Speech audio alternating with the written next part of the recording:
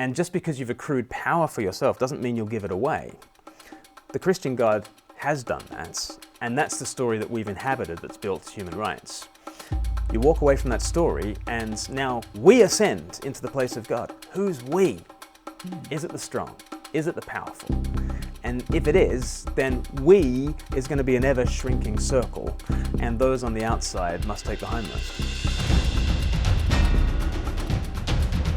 I mean, there are an awful lot of things that you can point to in society at present that have a God-shaped hole. Reality is always pushing back at us and saying, there is more. What is this pointing to? Science involves belief every bit as much as Christianity. The power of Christianity is expressed most potently through its stories. Those who are prophesying the global decline of religion, those prophecies have failed, big time.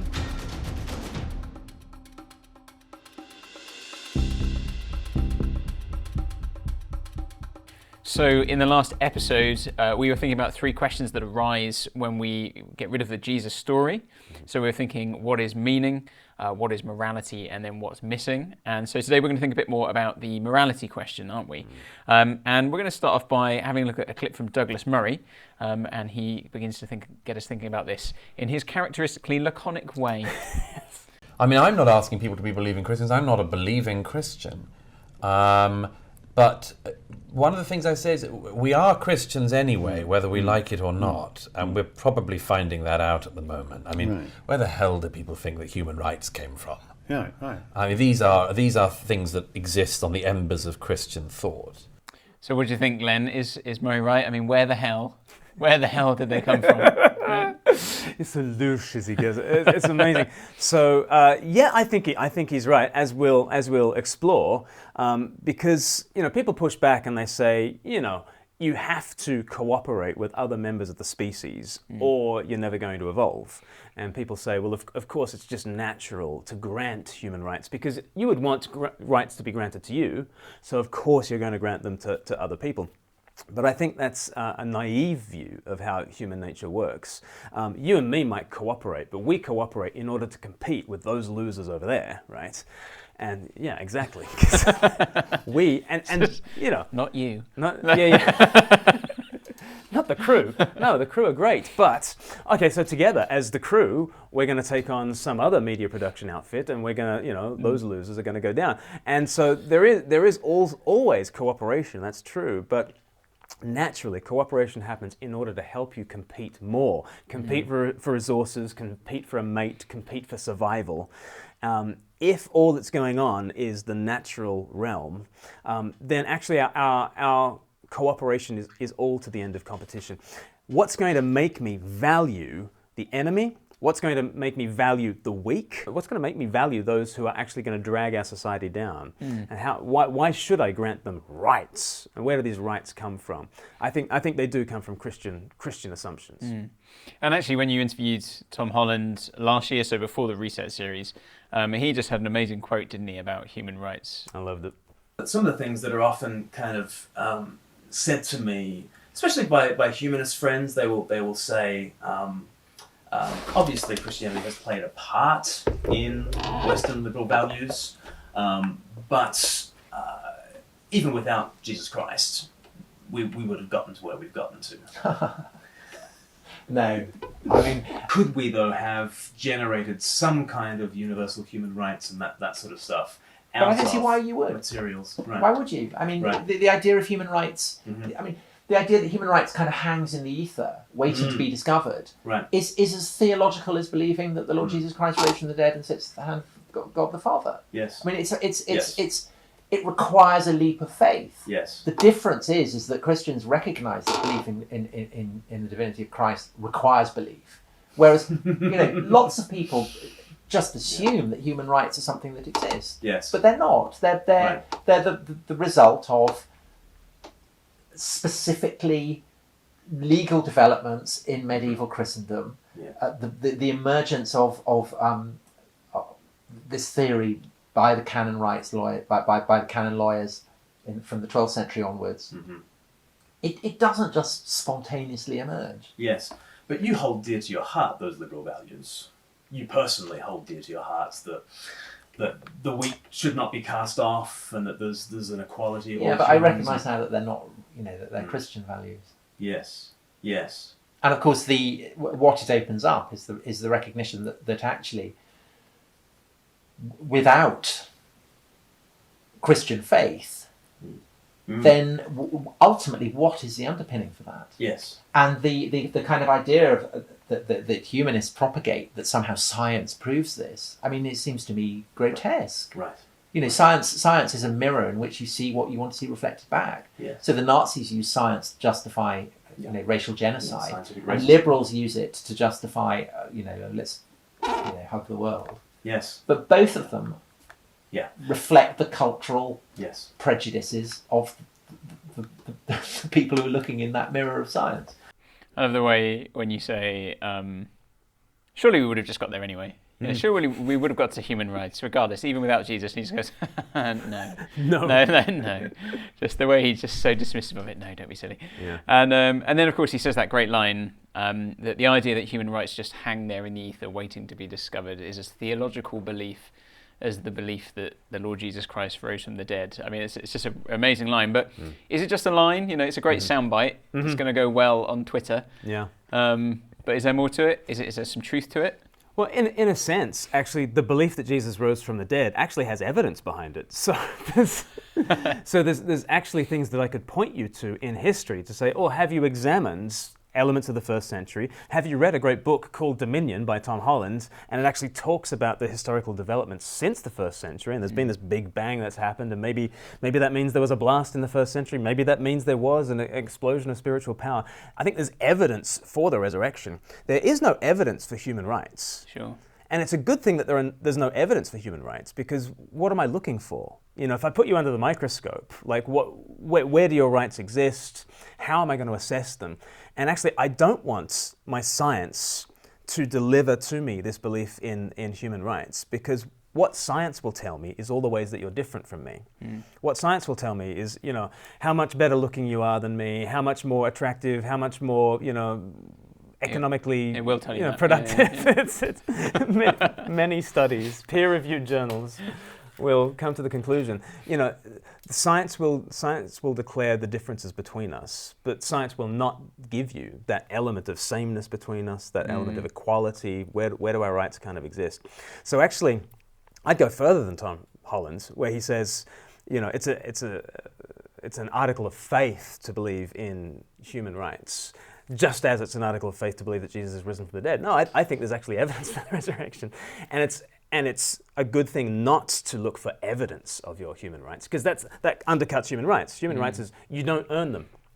You just have them by virtue of being human. Right. Or, we are endowed by our Creator with certain unalienable rights, says the Declaration of Independence. Like, those rights are given to you prior to any scientific examination of you.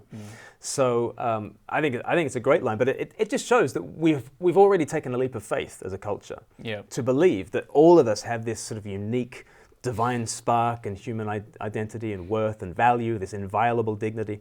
To believe that already, we've already taken a massive leap of faith. It's just we don't have any grounding for it. Yeah, yeah, and that's what he says, isn't it? That without those Christian underpinnings, it's hard to see how you can have any real foundation for these things, that you will just end up saying, well, we don't have to have these. And effectively, that's kind of what Yuval Noah Harari has kind of come to, isn't it? So we're going to see a clip from him in a second, but just tell us, who is Yuval Noah Harari? Best-selling author of *Sapiens* and *Homo Deus*, and he's professor of history at Hebrew University in Jerusalem. And he basically is kind of the mirror image of Tom Holland, in that he sees that human rights are these inventions. But he's far more content to say, okay, it's an invention, it's come from a certain religious context, we don't need these things anymore. Whereas Tom Holland is like, okay, this has come from Christianity, let's think twice before ditching both. But he puts it brilliantly in this TED Talk, Yuval Noah Harari. Take, for example, the legal field. Most legal systems today in the world are based on a belief in human rights. But what are human rights? Human rights, just like God and heaven, are just a story that we've invented. They are not an objective reality. They are not some biological fact about Homo sapiens. Take a human being, cut him open, look inside, you will find the heart, the kidneys, neurons, hormones, DNA, but you won't find any rights. The only place you find rights is in the stories that we have invented and spread around over the last few centuries. They may be very positive stories, very good stories, but they are still just fictional stories that we've invented. So, I mean, I think the thing that's interesting when you listen to him is that if you listen and if you're trying to be as objective as you can be about the whole thing, I want to sit here and say, well, I think he's right, isn't he? Without if there's no God, and if you can't find it under the microscope, then human rights are just an invention, just a story. Right. And of course, like you say, he has a different angle on Tom Holland. Tom Holland is saying, well, possibly it's just a story, but there's a lot of good here. And if we get rid of this, we've got rid of Western society pretty much. Yeah. Whereas Harari would probably take us down a different path. So where does the Harari path lead? Well, so his best-selling book, Sapiens, talking about the history of humanity right from our evolutionary past up to the present day, the sequel to that is called Homo Deus. This is where we're heading. We, through technology, are able to take charge of our own development and become the gods that Nietzsche said we would become. When he talked about the death of God, he said we must become gods in order to be worthy of the deed. Having gotten rid of, the Christian God who guarantees to us this sort of human equality, we now must ascend into that place and give ourselves value, and we must come up with our own valuation system because we don't have the crucified God anymore. And Harari says, yeah, absolutely, we must become Homo Deus. But then the real question for me is, who's we? Who now gets to decide, the rights of humanity? Who now, we've got rid of that story in which we're all endowed by our Creator with these unalienable rights. Are we going to trust those with the great technology? Are we going to trust Elon Musk because he's got some terrific technology? Are we going to trust Bill Gates? Are we going to trust Google? Who are we going to trust, having now elevated ourselves to this godlike status? Because in the Christian story, the God who was over us actually came and joined us to be one with us and guaranteed an equality for us. Whereas if we must take the place of gods, is Elon Musk going to die for you? Is Bill Gates one with you? I mean, he's done a wonderful work of philanthropy, and I think it's a very Christian thing for Bill Gates to have given away so much of his money. But he doesn't have to do that. And just because you've accrued power for yourself doesn't mean you'll give it away. The Christian God has done that, and that's the story that we've inhabited that's built human rights. You walk away from that story, and now we ascend into the place of God. Who's we? Is it the strong? Is it the powerful? And if it is, then we is going to be an ever-shrinking circle, and those on the outside must take the hindmost. So lots of things to kind of think about there. We're obviously thinking about human rights, but we also want to think a bit about equality. So what's the link between human rights and equality? Well, if you're going to grant human rights to some, you kind of need to grant human rights to all, or else it doesn't really amount to much. So, the Greeks had the notion of democracy, and I got into this with Tom Holland in the Reset interview. But those who could vote in that democracy were just, the citizens, and there was a kind of vertiginously steep hierarchy of value, and there are those at the top, and there are the slaves at the bottom. And Greek thinkers like Plato and Aristotle were just perfectly happy to say, well, of course some people are more valuable than others. Nature teaches you that some people were born to rule and some people were born to be ruled over. And again, you read Plato and Aristotle and you can't help but think, they're kind of right. You look at the world, and some people, they just can't get their act together. Bless them, they try.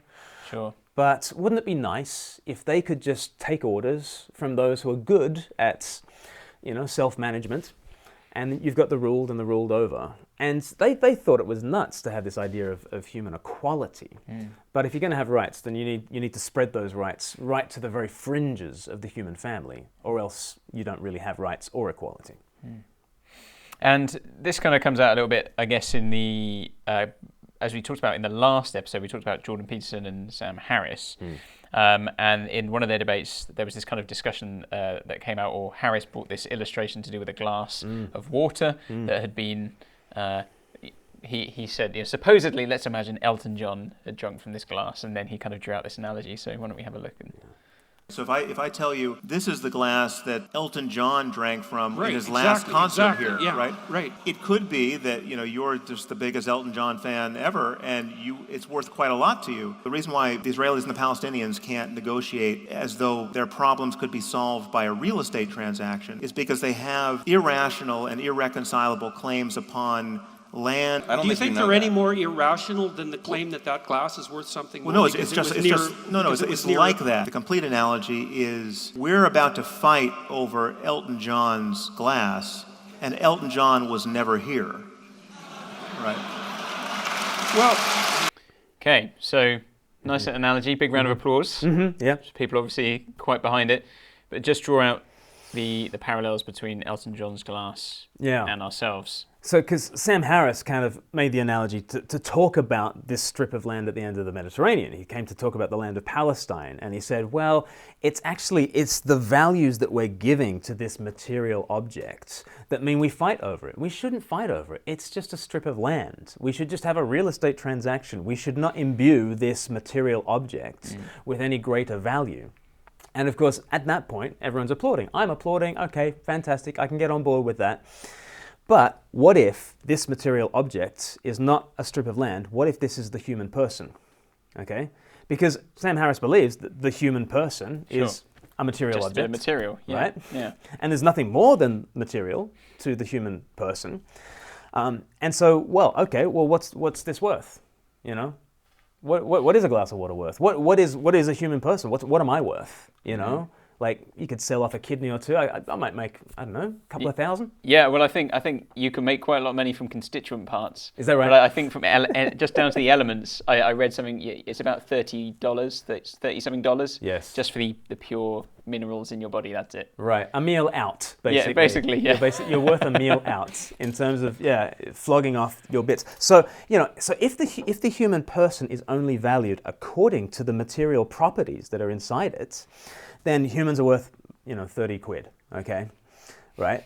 So, please God, may there be an Elton John, right, who values this and whose relationship to this cup gives it a value that is far superior to its material contents. Because, the other thing is that, there's some glasses of water Perrier, and some glasses of water tap water, right? Yep. And some people are far more economically productive than others, right? So if we're just going to value people according to the material that is in them, then of course you're going to have massive inequality, and there's nothing wrong with that on Sam Harris's view, sure. Right? Yeah. Right. So what you really need is an Elton John, okay? This is the Christian story that Genesis 1 verse 26, God made man in His own image, in the image of God He created him, male and female He created them. That there is this other figure, this person who values this thing, and whose relationship to this thing gives it its value. Get rid of Elton John and the glass is just worth its contents. Get rid of God and you're worth 30 quid, right? Yeah. And at that point, I don't think the people would be applauding. No, probably not so much. Slow single hand clap here. Yeah. And so we've thought about human rights, we've thought a bit about equality, and then we said we were going to talk about humanism. Now, when we talk about humanism, we tend to think of secular humanism. Right. But you're trying to say a bit more that actually true humanism is actually Christian humanism. Right. Is that right? And it's not just me. Nietzsche says it as well. Back again. So, humanism is just Christianity light, and it's taking on these values of human equality and human rights and all these sorts of things. and thinking that we can cling on to them without the Jesus story in which they kind of came to fruition. And I just don't think that is the case. And I think something that really made me see that can't be the case was a conversation I had with Matt Dillahunty at the start of 2020. Unbelievable released this big conversation that I had with Matt Dillahunty, and we got into this issue of humanism, and I think that the title for the debate was what is it? Can atheism deliver a better world? Yep. And we got into all these issues, and actually I went away from that conversation ever more believing that if you want to be a humanist, you have to be a Christian humanist, and that is the true foundation for it. Yeah. Should we have a look? Yeah. Let's have a look. To say that secular humanism is a newly packaged, light, modified version of Christianity really isn't relevant if Christianity is a modified version of other things that all tie back to the human being. Which is a big if, and I don't think it is at all. I think what you get when you look at human civilizations, what you get when you look at the Hammurabi Code, when you look at the Enuma Elish, when you look at any number of the ancient Near Eastern texts, when you look at any number of Greco-Roman understandings of the world, or Persian understanding of the world, or Muslim understanding of the world, it is basically that in the realm of the flesh, in the realm of biological reality, it is survival of the fittest, and therefore sacrifice of the weakest. And I think what you get absolutely uniquely in Christianity is the reverse of that. You have in Christ the fittest who is sacrificed for the survival of the weakest. And what you get birthed out of the Christian movement is a unique preference for the poor, the marginalized, the weak, the outsider, to draw them in, such that obviously in every society there's tit for tat, and there's let's cooperate and let's do all that kind of stuff. But who is we in that sentence? Let us cooperate. Well, who's the us? It could be just you and me and not Justin, or it could be just me and Justin and not you, right? Who are the people on planet Earth who are actually saying it's actually all of us, even our enemies, are those who we include in the circle of humanity, and who we grant equal human dignity to, and who we say they must never be marginalized, no matter how weak they are, no matter how ineffectual they are, no matter how maladapted to survival they are ours, and we will grant them a universal human dignity. That's a thoroughly Christian idea. All human beings are worthy of provision and protection, all of them, right? Would you agree with that? All members of the human family, no matter what their achievements, no matter what their attributes, all members of the human family are worthy of all provision and protection. I have no idea. That's a problem. It's definitely a problem, especially when you've got people who are discovering disabled children in the womb. When I say I have no idea, it's about that simplification. My instinct is, of course, to say yes. It's a very Christian instinct. Thank you. That's a very atheist response. Man, I can't help but laugh out loud every time I see that, and you say that's a very Christian instinct. Just gets me every time. Yeah. But I think there's loads of interesting stuff in there, but I think just fascinating that you asking that question, you say, would you agree that every person, every member of the human family has value, no matter what? Very long pause. I don't know. I'm not sure. Not sure how to answer that. No idea. Yeah.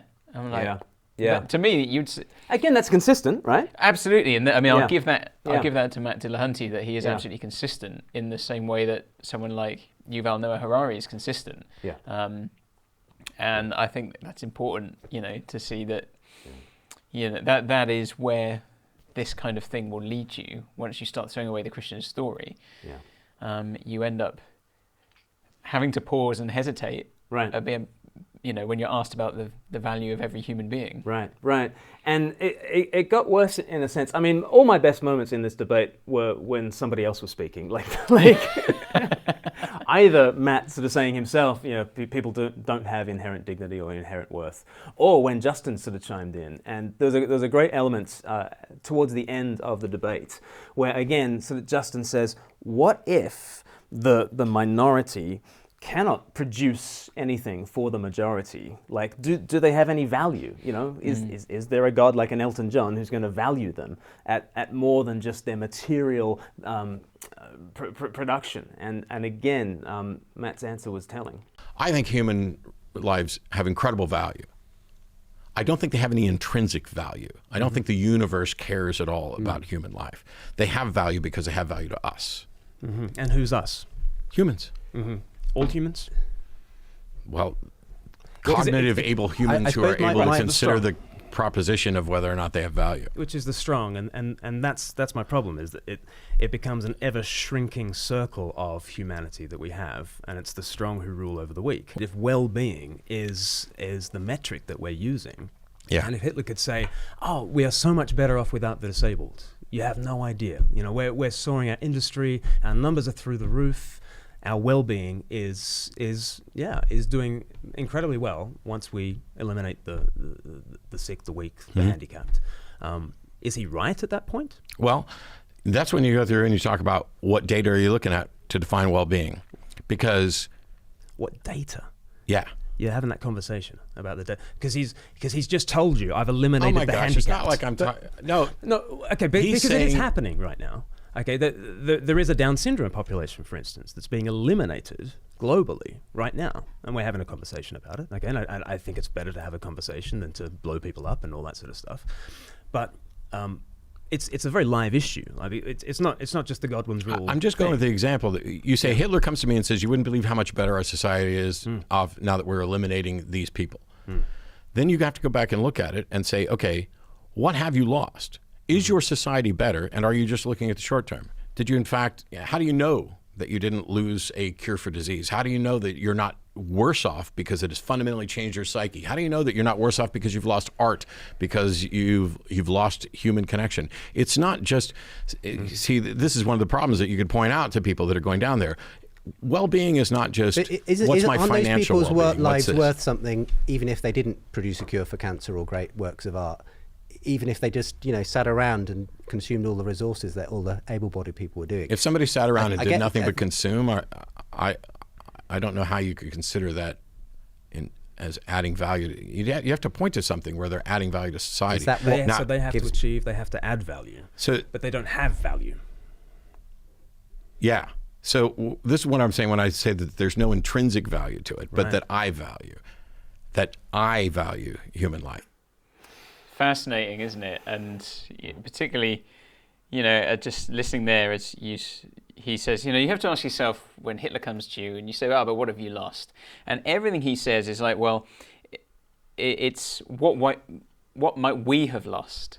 What is the value to us? These people are only valuable if they might have provided a cure for a disease or something great art and all those things. Yeah. So they only have a value if you have bestowed some value on them, and you've said they have value. And then when you come out and say, well, so they have to have value. They don't have value. They don't have value, but they have to add value. And he's like, yeah, that's what I mean. That's what Matt Dillahunty said. That's what I mean when I say they don't have inherent value, because it's a thoroughly Christian thing. Yeah, it's because the Christian story is like the God of heaven has so valued us that it's not just like the Elton John glass thing. Like the God of heaven has become one of us and has so united himself to us that God's future is now our future and our future is now God's future. Christmas, which like we filmed that at Christmas 2019, we're filming this at Christmas 2020. Christmas is the absolute foundation of human rights and equality. It's the absolute foundation of humanism because it's God the human, right? Yeah. Like, for humanism to work, you need God and humanity to be in the closest possible proximity. Okay, Christmas, boom. Okay, like there is only Christian humanism. I would say there is only Christian humanism because only Christianity has this crazy story of the God who became human forevermore and has pledged himself to us. And at that stage, then there is a value to humanity that's worth more than any material possession that we have. Yeah, and I think is it John Mark Sayers, Australian pastor, talks about how we want in our society we want to have the values of the kingdom, so of the Christian kingdom, but we don't want the king. Right. And actually what we're seeing, and I think we're seeing it here in people like Dillahunty and Harari, is that actually society cannot sustain Christian values without Christ. Right. The underpinning there. And I mean, essentially you can't sustain it without this underpinning. You know, we're thinking about Genesis, aren't we?